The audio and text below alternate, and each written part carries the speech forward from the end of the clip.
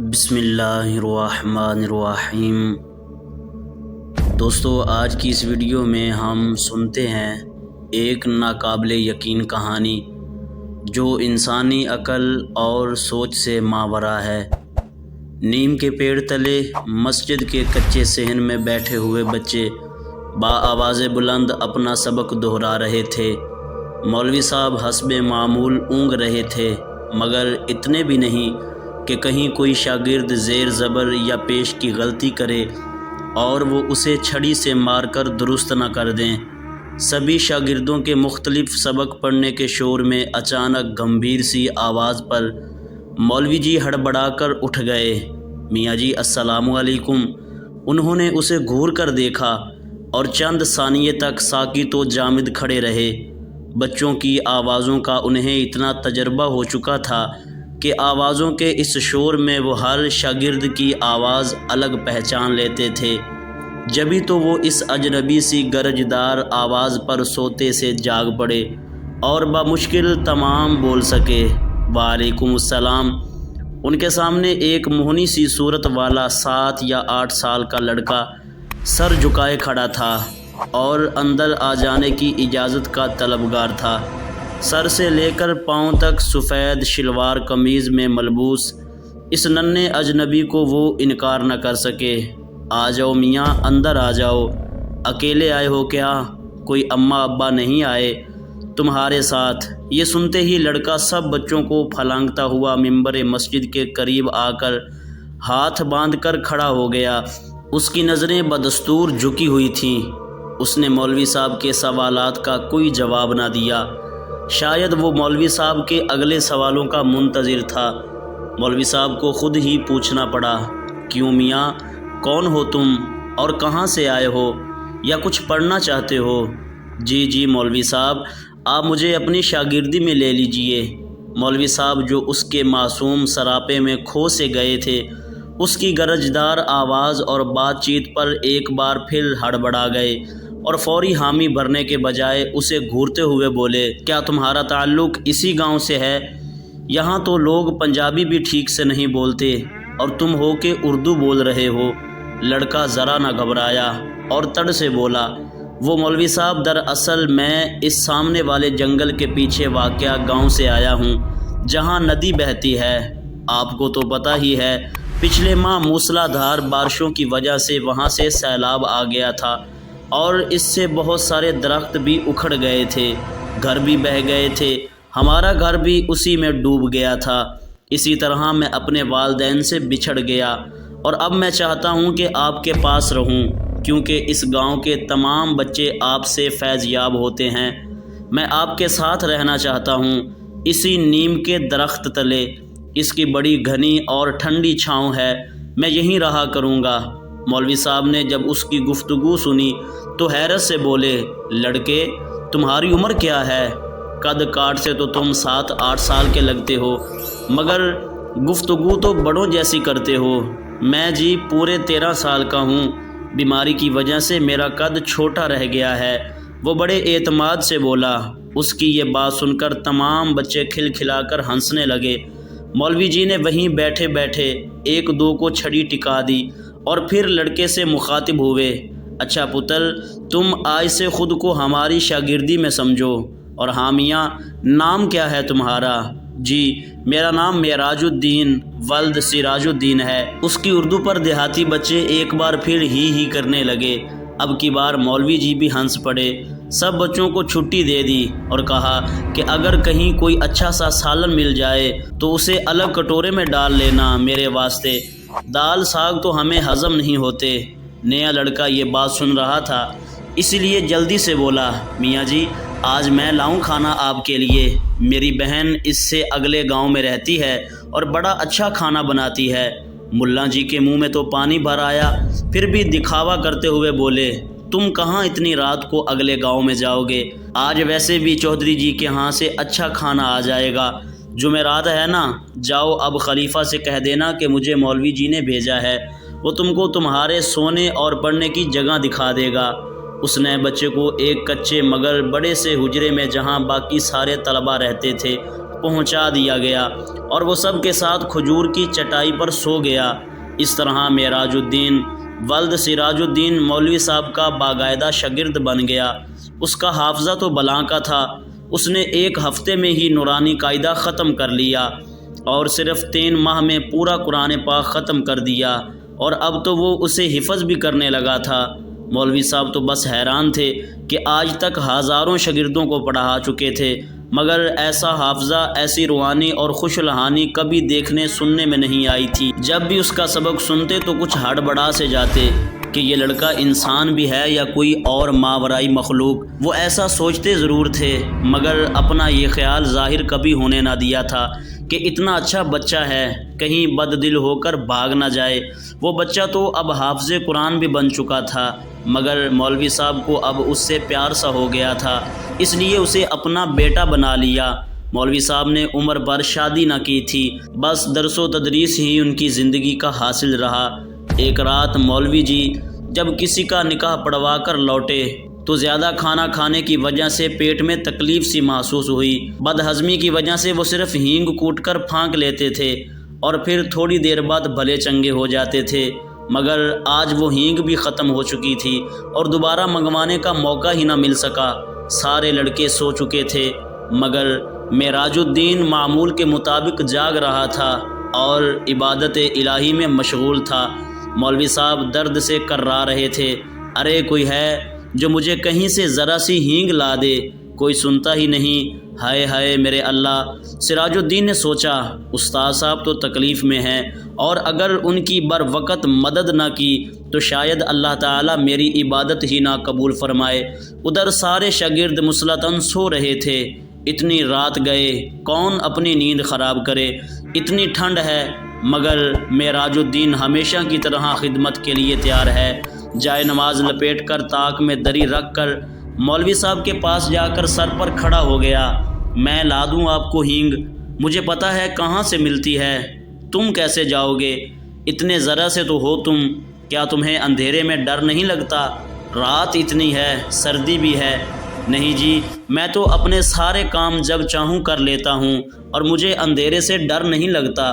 مولوی جی پر تو حیرتوں کے پہاڑ ٹوٹ پڑے، کیونکہ رات کا دوسرا پہر تھا اور یہ ننھا سا لڑکا باہر جانے کو تیار تھا۔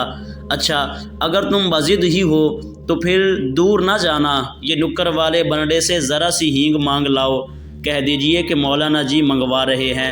لڑکا تو جیسے اجازت کا منتظر ہی تھا، یوں بھاگ کھڑا ہوا گویا ہوا ہو گیا، محاورتاً نہیں بلکہ حقیقتاً، کیونکہ اس کے باہر نکلتے ہی اچانک تیز ہوائیں چلنا شروع ہو گئیں، موسلا دھار بارش ہونے لگی، یکا یک بہت سے کتے اور بلیاں رونے لگیں۔ مولوی صاحب کا تو دل ہی دہل گیا، کیونکہ کمرے میں روشن مٹی کا دیا بھی ہوا کے جھونکے سے ٹمٹما کر یکدم گل ہو گیا۔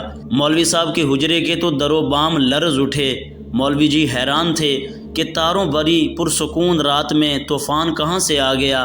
وہ دل ہی دل میں پشیمان ہوئے کہ بن ماں باپ کے بچے کو رات کے وقت باہر کیوں بھیج دیا، اگر اسے کچھ ہو گیا تو اس سے آگے تو وہ کچھ سوچ نہ سکے، کیونکہ دھڑ سے دروازہ کھلا اور وہ واپس آ گیا، اور حیرت کی بات یہ تھی کہ باہر طوفان کا نام و نشان تک نہ رہا، ہر چیز اپنی جگہ پر ساکت و جامد ہو گئی تھی۔ مولوی صاحب کا تو درد اسی وقت ختم ہو گیا جب انہوں نے دیکھا کہ معراج الدین کے کپڑے تو بالکل خشک تھے، حالانکہ وہ کوئی چھاتا یا برساتی چیز اوڑھ کر نہ گیا تھا اور واپس بھی چند منٹوں میں ہی آ گیا تھا، اور سب سے بڑھ کر یہ کہ اس کے ہاتھ میں ہینگ تک نہ تھی۔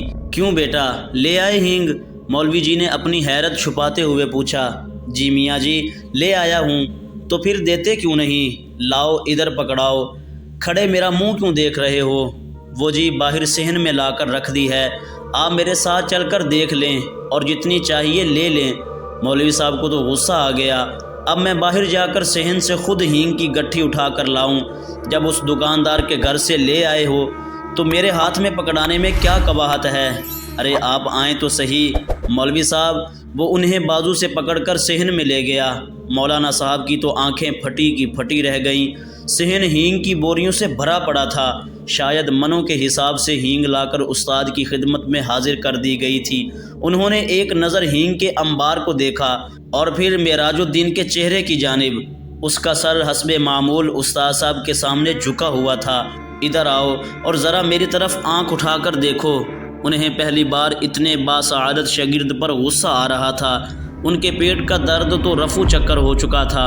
انہوں نے اسے کندھوں سے پکڑ کر جھنجھوڑ ڈالا اور اس کی آنکھوں میں آنکھیں ڈالتے ہوئے بولے، سچ سچ بتا دو تم کون ہو؟ کیا تمہارا تعلق جنات سے ہے؟ جی میاں جی، آپ کا خیال درست ہے، میں واقعی ایک جن زادہ ہوں۔